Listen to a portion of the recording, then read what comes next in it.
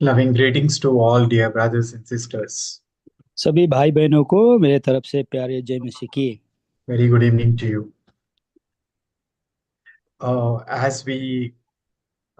Before we go into prayer, shall we all look to the Word of God?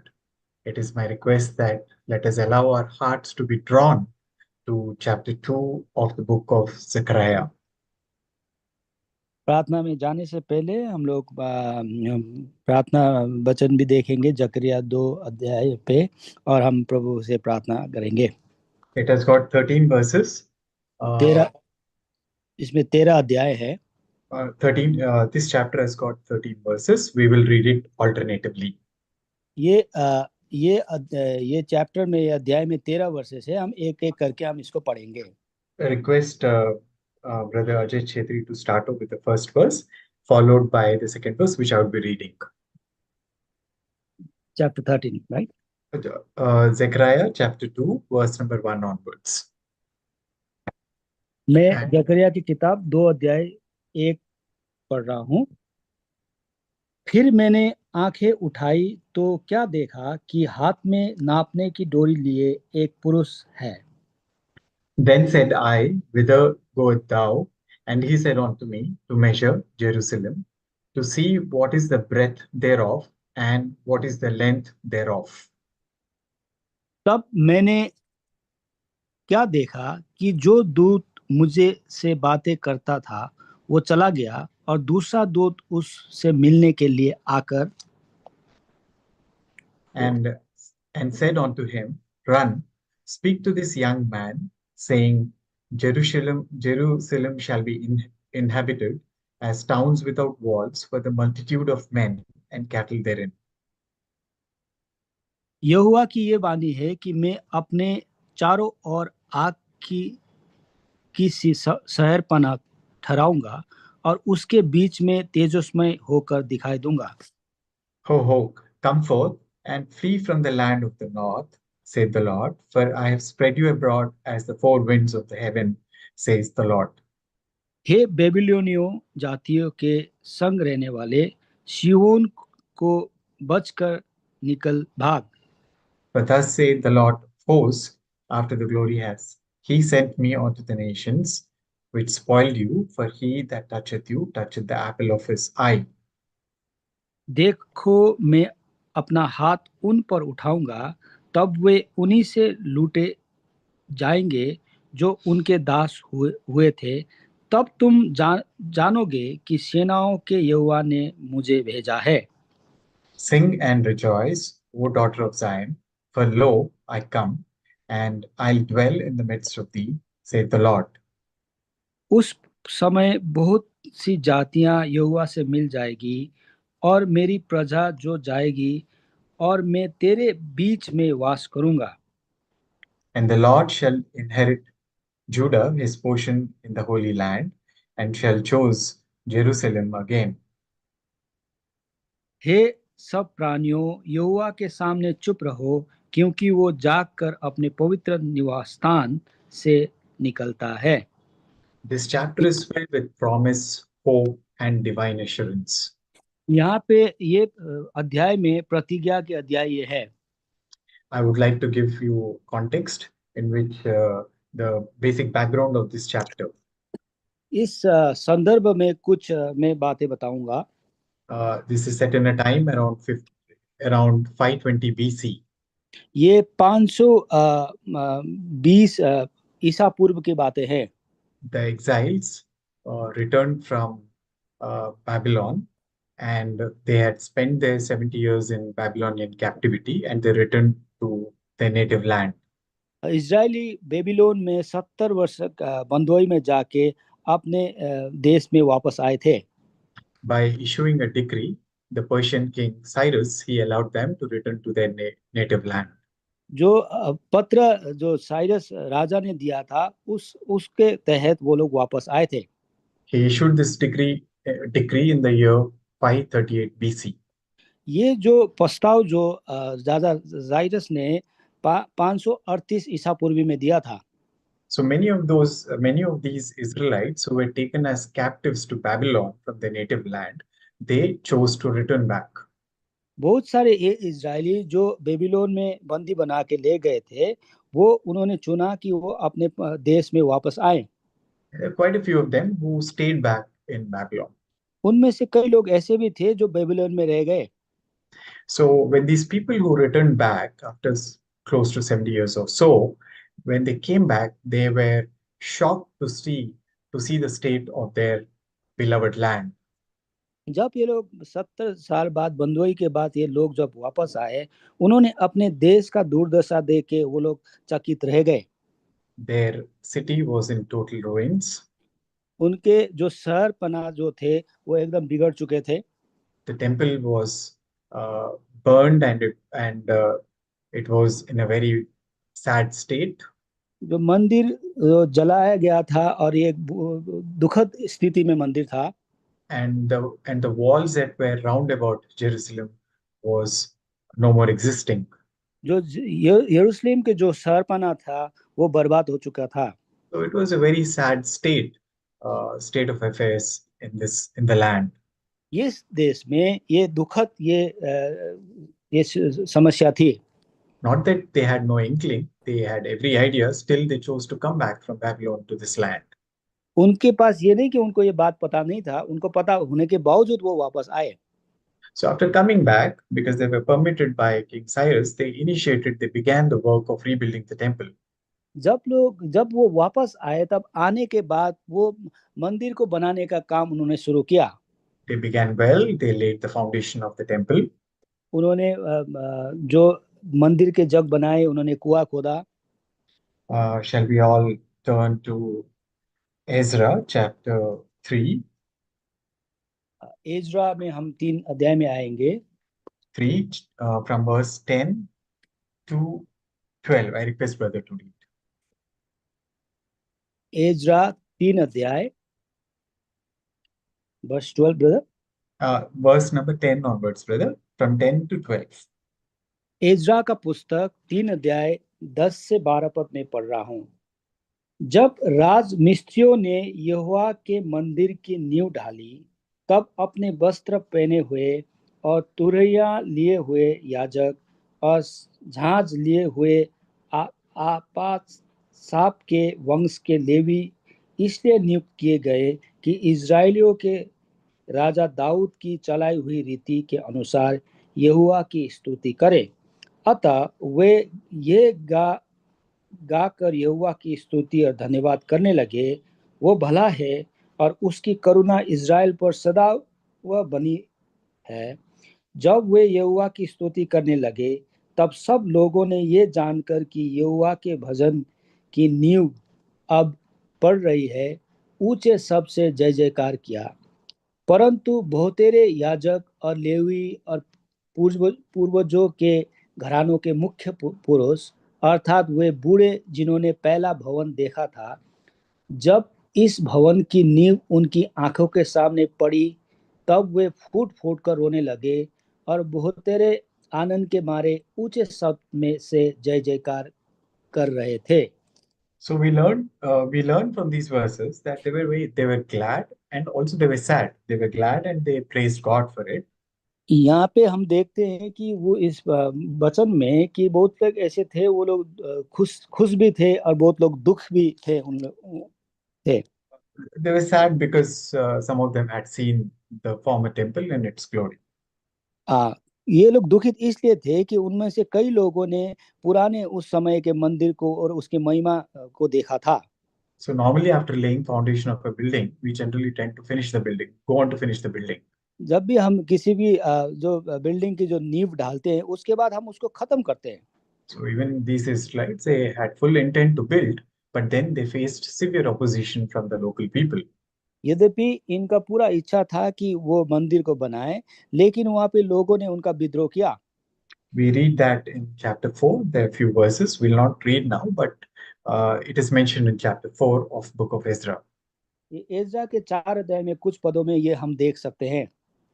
So they when they faced opposition, they stopped the work. They paused. जब उन्होंने विद्रोह का सामना किया, तो उसने अपना काम करने का उन्होंने रोक लिया। They paused and then later during the course of life, they got busy building their own homes. और उन्होंने काम रोक लिया और जैसे समय बीता गया वो अपने काम में व्यस्त हो गए। So it's taken almost close to 2 decades, fast forwarded to 520 BC, that that's what we have meditated in Zechariah chapter 2. This vision seen by Zechariah, it is from 520 BC. ये जो दर्शन जो जकरिया ने दिया ये 520 ईसा पूर्वी है, तकरीबन 2 दशक लगा। So they were in captivity. They came back to their land. They started building the temple, but then they had to stop because they faced severe opposition. हाँ, उन लोग बंधुआई में थे, वो वापस आके मंदिर बनाने लगे, लेकिन क्योंकि उनका विद्रोह किया गया उन्होंने एक काम को रोकना पड़ा। So it is because of this that God gave vision to Zechariah, prophet Zechariah, and through him, by giving him this vision, and also when you read this chapter 2 slowly, when you meditate this chapter, you find many wonderful assurances given by God to the Israelites. क्योंकि उसके बाद ये दर्शन प्रकाश जकरिया को ये 2 अध्याय में प्रभु ने बहुत सारे अद्भुत बातें जकरिया के विषय में के माध्यम से बताया है। So I would request all of you to spend some time later to go through this and read it slowly and then learn what Lord has to say. मेरा निवेदन है कि सब लोग बाद में इस 2 अध्याय को पढ़े और प्रभु क्या आपसे बोलता है आप देखें। But this evening we'll meditate on two aspects. One aspect is two aspects that we read in chapter 2, verse number 5 of Zechariah. हम 2 बातें इस शाम को देखेंगे, जैसे जकरिया 2 अध्याय के 5 पद में हम कुछ गौर करेंगे। One is God himself being a wall of fire round about his people. एक ये है कि प्रभु खुद अपने प्रजा के चारों ओर आग की शहरपनाह बना। And the other aspect is that his glory और दूसरा है कि उसकी महिमा in the midst of his people. उसकी महिमा उसके लोगों के बीच में। So when God says that I'm going to be a wall of fire round about, it is basically Lord knows that these people are very vulnerable in their native land because of opposition, and they are very helpless. So God says, don't worry, I'm going to protect you from all your enemies. जब प्रभु बोलता है कि मैं तुम लोगों के बीच में आग का शहरपनाह या तो वाल में बनूंगा, तो ये प्रभु जानता है कि उनके लोग कमजोर हैं और उनके शत्रु से उनका खतरा है। And not only that, Lord also assures them that He is going to dwell amongst them. यही नहीं कि प्रभु ये भी इससे कहना चाहता है कि मैं तुम्हारे बीच में रहूंगा। And says that my glory in your midst, it's a very wonderful phrase. यहाँ पे जब ये कहते हैं कि उसके बीच में तेजस्मय होकर दिखाई दूंगा। So when we say His glory in the midst, it means that God's manifest presence amongst Israelites. उसके जो महिमा परमेश्वर उन लोगों के बीच में, मतलब परमेश्वर की अद्भुत जो परमेश्वर के जो उपस्थिति परमेश्वर के लोगों के बीच में। When we look at the history of nation Israel, there have been times when Lord had actually had manifested His presence to them. हम जैसे इज़राइल के राष्ट्र के इतिहास को देखते हैं कि कई बार प्रभु ने अपनी महिमा इज़राइल को दिखाया। He was with them in the tabernacle. वहाँ पे तंबू में जो उनके साथ प्रभु था। As we read in Exodus chapter 40, verse number 34 and 35, which says that the glory of the Lord filled the tabernacle. जैसे हम देखते हैं कि निर्गमन 40 अध्याय के 35 पे कि परमेश्वर की महिमा उनके तंबू पे भर गया। So much so that even Moses could not enter the tabernacle. इतना ज्यादा महिमा कि मूसा खुद भी उस तंबू पे ना जा सका। And another instance of Lord's manifest presence, that is His glory, is like when the temple of when the temple built by Solomon was dedicated. दूसरा जगह हम जब देखते हैं कि जैसे प्रभु की महिमा के बारे में कि जैसा सोलोमन जब मंदिर बनाया जब उसका डेडिकेशन हो रहा था So when he finished praying, uh, he actually requested God that his God's eyes and heart may be towards the house forever. And when he finished his prayer, the Word of God records that glory of the Lord had filled the house of Lord, as we see in First Kings chapter 8, verse number 10 to 11. पहले राजा 8 अध्याय के 10 से 11 पे जब Solomon ने इस हिसाब से प्रार्थना की कि प्रभु के नजर इस मंदिर पे पड़े तो परमेश्वर की महिमा कैसे उस मंदिर को भर दिया So Lord's manifest presence was seen in the tabernacle, was also seen in the temple, Solomon's temple, so temple built by Solomon. तो प्रभु का जो महिमा है यो वो तंबू पे और सोलोमन ने बनाया हुआ जो मंदिर पे भी दिखाई पड़ा But there have been some moments when the glory departed as well. लेकिन ऐसा वक्त भी आया जब वो महिमा वहां से चल उठा And one of those moments is the Ichabod, when the wife of Phinehas, when she utters in her labor and she gives birth to a baby, she names him as Ichabod, which means the glory of Lord has departed. So we are all familiar with that event. तो फिनियास की जो बीवी ने जो अपने बच्चा को जब जन्म दिया था तो एकबोत रखा उसका मतलब ये है कि परमेश्वर का महिमा चला गया It'll be good for us to turn to First Samuel chapter 4. पहले सामुएल 4 अध्याय में हम आते हैं First Samuel chapter 4. Um, uh, uh, Here the entire incident of how this phrase, this naming of the child Ichabod, we can actually get a sense by reading this whole chapter. यहाँ पे ये पहले सामुएल 4 अध्याय में पूरी अध्याय में हम देख सकते हैं कि जैसा ये बच्चे का नाम जो इकाबोत रखा वो क्यों रखा गया इसके विषय में हम यहाँ पे देख सकते हैं So I'll try to narrate this in few sentences to all of you. कुछ शब्दों में मैं इसके बारे में आपको बताना चाहूंगा Israel was at war with Philistines. Israel फिलिस्तीन के साथ युद्ध में था They lost on one of those days. They lost almost 4,000 men. That's what we read in chapter 4, verse number 2. यहाँ पे पहले सामुएल 4 अध्याय के 2 पद में हम ये देखते हैं कि एक दिन ऐसा भी हुआ कि घमासान युद्ध में से तक 4,000 इजरायली मारे गए And since they lost so many people, uh, they they think of an idea of getting the ark of the Lord to the battlefield. तो क्योंकि उन्होंने 4,000 लोग मारे गए उन्होंने परमेश्वर की जो संदूक है वो Ark of the Covenant.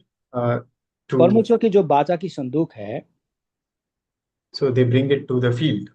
वो उस मैदान में लेके आए They thought that by bringing it from Shiloh to the field, they would तो gain victory over Philistines.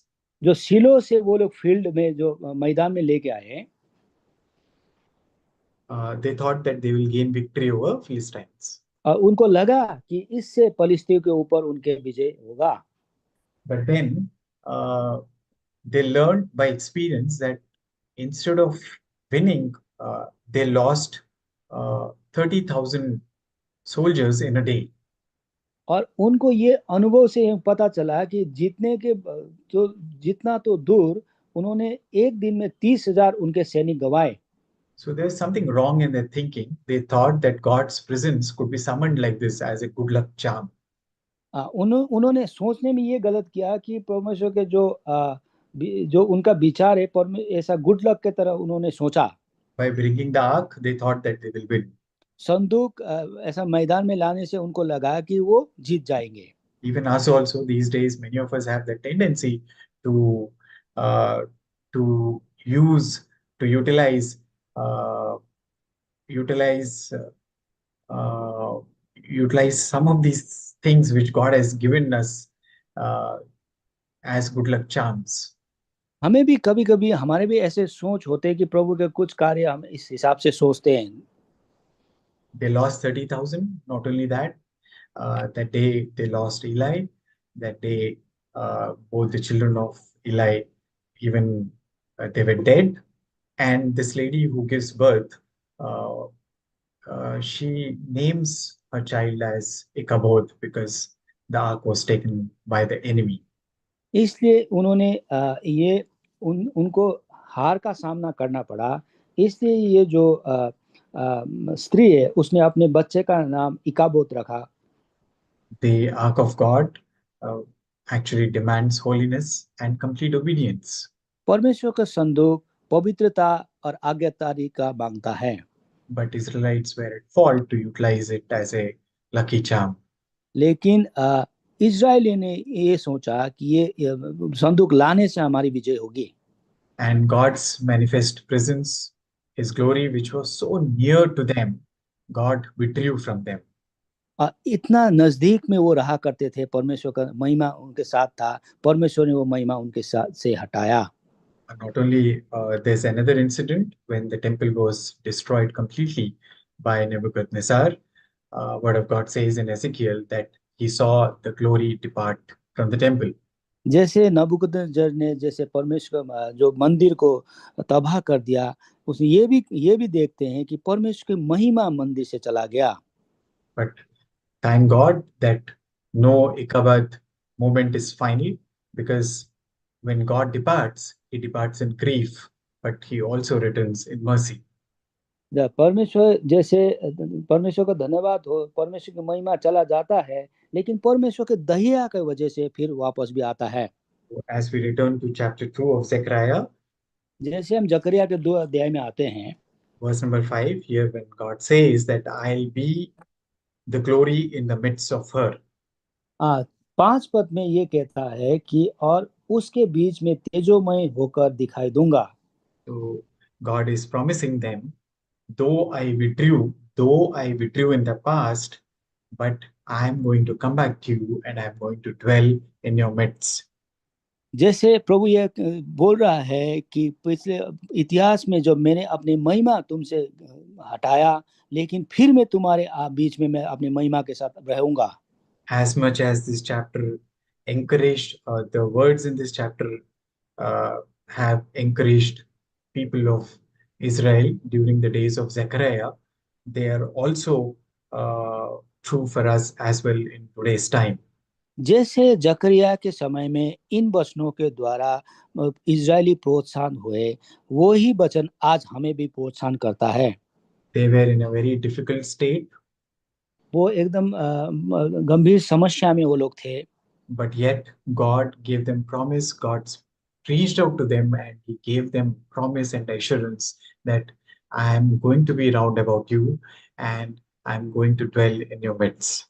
बावजूद इसके कि प्रभु ने उनको प्रतिज्ञा किया और ये प्रतिज्ञा दिया और बोला कि मैं तुम्हारे बीच में रहूंगा।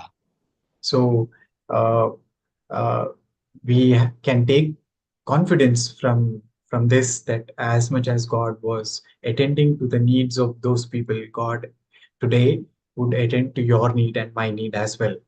हम ही ये सोच सकते हैं कि उन जैसे उन दिनों में परमेश्वर ने उनकी आवश्यकताएं पूरी की और उनके साथ वास किया, आज भी वही आवश्यकता हमारा प्रभु हमें पूरा करेगा। There might be times when we feel unprotected, ऐसा समय होता होगा कि हमें लगता है कि हम असुरक्षित हैं।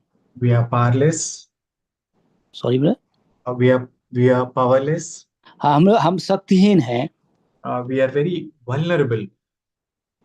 हम लोग असुरक्षित हम लोग हैं। We might feel like that, but then we can take confidence from the assurance given by God that no, it is not like that. Whatever may be our state, God is surely going to be round about us, protecting us. हम ऐसा सोच सकते हैं कि हम लोग असुरक्षित हैं, हम शक्तिहीन हैं, लेकिन हम देख सकते हैं कि प्रभु हमारे साथ रहेगा, प्रभु हमारे साथ रहेगा। And God is also assuring us of His presence with us as well. हाँ, प्रभु हमें ये भी आश्वासन दे रहा है कि उसकी उपस्थिति हमारे साथ रहेगी। So when we use this privilege of prayer, we may have this in mind, and we may exercise this with holiness, with and with complete obedience. जिस प्रार्थना के समय पे हम आते हैं कि हम इस चीजों को पवित्रता के साथ आज्ञाकारिता के साथ करें. We may not do like those Israelites who use the ark as a lucky charm. We may not do things like that. जैसे इजरायलियों ने उन दिनों वो वाचा की संदूक को ले जाने से विजय होगा सोचने वाला किया, ऐसा हम ना करें. But rather we humble ourselves and we obey, we show complete obedience to our Lord. बल्कि हम लोग अपने आप को नम्र करें और पवित्रता के साथ परमेश्वर के साथ आज्ञाकारी बने. As he delivered them, he would deliver us also. जैसे उनको परमेश्वर ने प्रभु ने छुटकारा दिया, हमें भी छुटकारा देगा. It will be easier for us when we do this. As God says in verse 10, sing and rejoice. If we follow this, it will be easier for us also to have that kind of heart to sing and rejoice. अगर इस तरह से हम लोग करते हैं तो जैसे जकरिया 2:10 में वो कहता है कि उच्च स्वर से आनंद करो, हम ऐसे कर सकते हैं. May Lord help us. प्रभु